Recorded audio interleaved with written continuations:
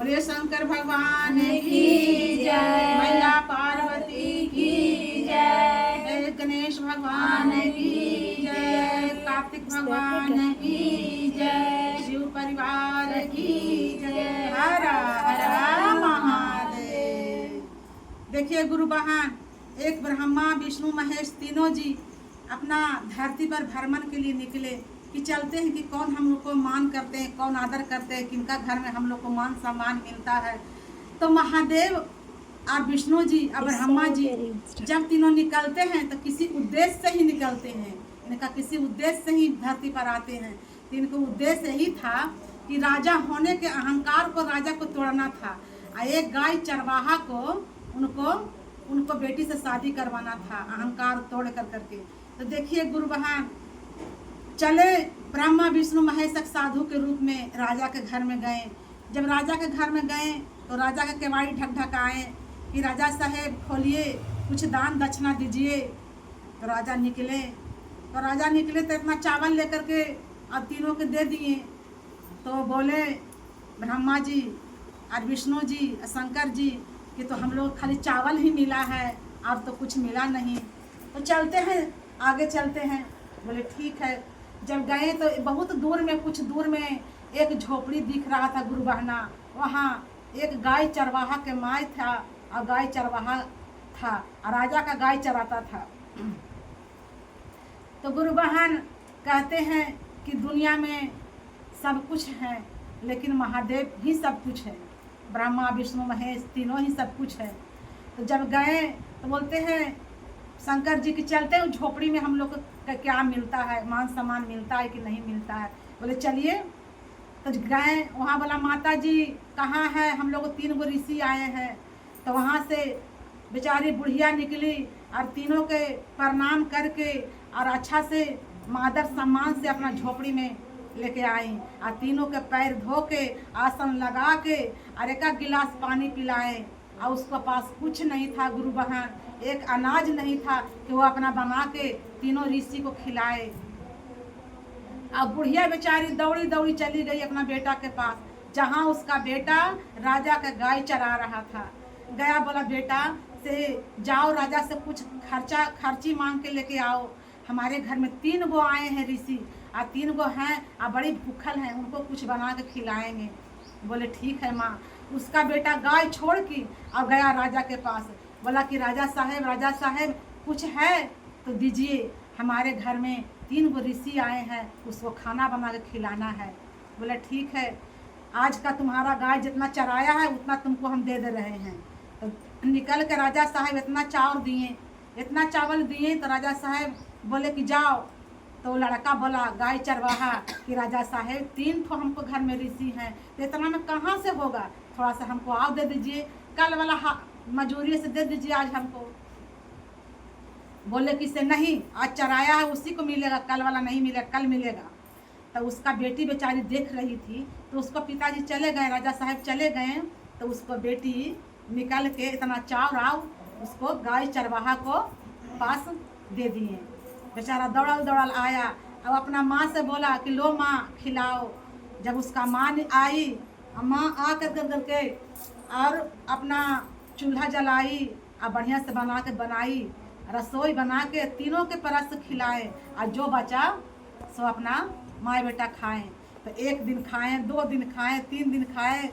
तीनों ब्राह्मण जा ही नहीं रहे थे ऋषि जी।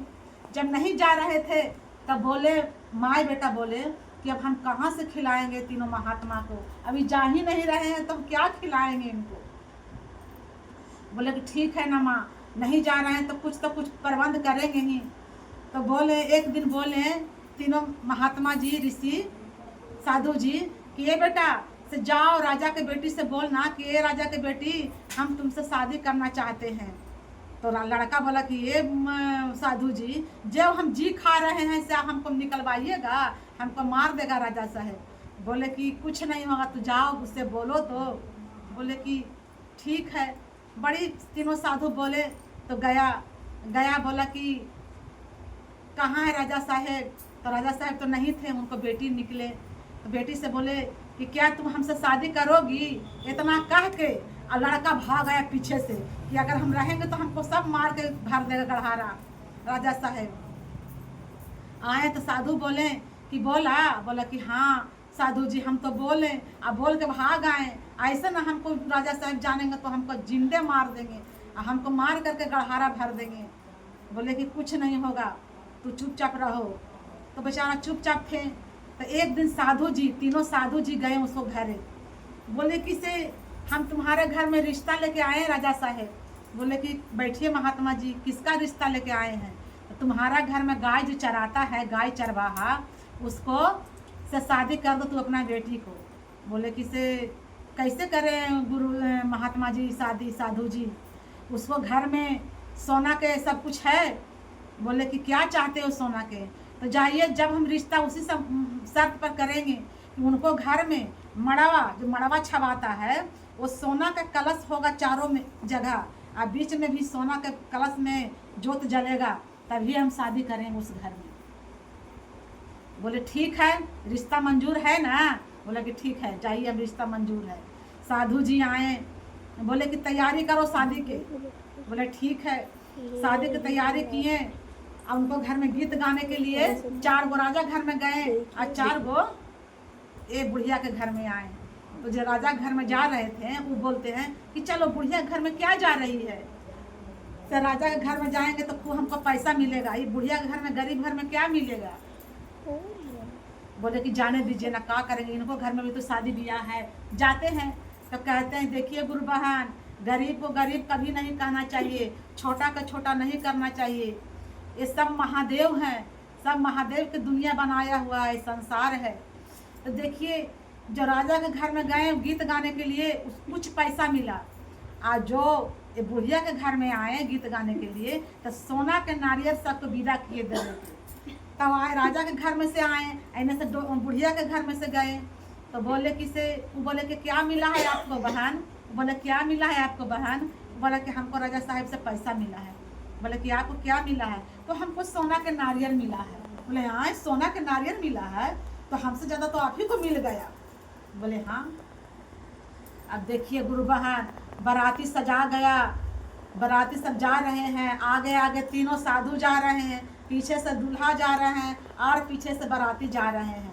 वहाँ बाराती के स्वागत हुआ, राजा साहब किए, आए 3 साधु थे जो बैठ गए, कहीं एक जगह बैठ गए। जब बैठे साधु तो बोले राजा को कि शादी तैयारी कराओ, शादी शुरू कराओ। शादी शुरू वहाँ हो गया और सब खाना बन रहा था, पूरा भंडार बन रहा था गुरु बहन। भंडार में अच्छा अच्छा खाना बन रहा था, पूरा भंडार भरा था। जब पूरा भंडार भरा था तो तीनों साधु बोले कि राजा साहेब अब हमको खाना जमाइए, हम बड़ी भूखा हुआ है, जब हम खा लेंगे उसके बाद पूरा दुनिया के खिलाइएगा अपना सगा समाधि के। बोले ठीक है। तीनों साधु के पत्थर बिछ गया, पानी लग गया, खाना आ गया। अब साधु जी खाने लगे खाना। अब इतना खाना खाने लगे कि उनका पूरा भंडार उजाड़ दिए। उनको भंडार इतना उजाड़ दिए कि उनको भंडार में खाना नहीं बचा। अब जब नहीं बचा गुरु बहन खाना, तो साधु जी बोले कि खाना दीजिए, हमको पेट नहीं भरा है। तो जाके बोला दासी राजा के कि भंडार में खाना नहीं है, साधु जी के पेट नहीं भरा है। तो कच्चा चावल मांग रहे हैं, दाल मांग रहे हैं, आलू सब्जी सब मांग रहे हैं, सब दे दिए, सब खा गए, कुछ भंडार में नहीं है। राजा साहब बोले कि आए कुछ नहीं है, जो सब भंडार खा जाता है वो कोई साधारण साधु नहीं हो सकता है, जरूर कोई दिव्य महात्मा है। देखिए गुरु बहन, राजा आए और साधु के पैर पर गिर गए कि महात्मा जी आप कोई साधारण महात्मा नहीं है, जो कि पूरा भंडार आप खा गए, वो कोई हमारे इष्ट देवता ही है। जब इष्ट देवता बताए तो ब्रह्मा विष्णु महेश अपना रूप को दिखाए कि हाँ हम लोग कोई साधारण महात्मा नहीं है, हम लोग ब्रह्मा विष्णु महेश हैं। तुम राजा हो, तुमको राजा होने का अहंकार है, इसीलिए तुमको अहंकार को हम तोड़ने आए हैं। आज तुम्हारा घर में इतना संपत्ति है, हमको तुम एक सांझ का भोजन नहीं करा पाए, तो देखिए तुम्हारा घर में कुछ नहीं बचा, सब हम खा गए हैं। अब तो बोले कि ये बाबा अब तो मेरा घर में कुछ नहीं, हम तो कंगाल हो गए। बोले कि तुम जाके अपना बेटी के घर देखो, बेटी विदा करो अब जाओ अपना बेटी के घर पीछे पीछे। बेटी को विदा किए, बेटी को विदा किए तो उनको घर में जितना साधु जी खा रहे थे उतना एक गाय चरवा के घर में भर रहा था। पूरा महल अटारी सब हो गया, सोना चांदी दाय लौड़ी सब दासी इनका घर में हो गया। राजा गरीब हो गए और चरवाहा राजा हो गए। तो कहते हैं कभी राजा रंक हो जाते हैं और कभी रंक राजा हो जाते हैं। इसीलिए इसी चीज़ का अभिमान नहीं करना चाहिए। और मैं क्या कहूँ महादेव, मैं अज्ञानी आपको शरण में हूँ महादेव, मुझे कुछ ज्ञात नहीं है, हमें क्षमा करना, बालक समझ के शिष्य समझ के ज्ञान देना प्रभु। जागा जागा महादेव।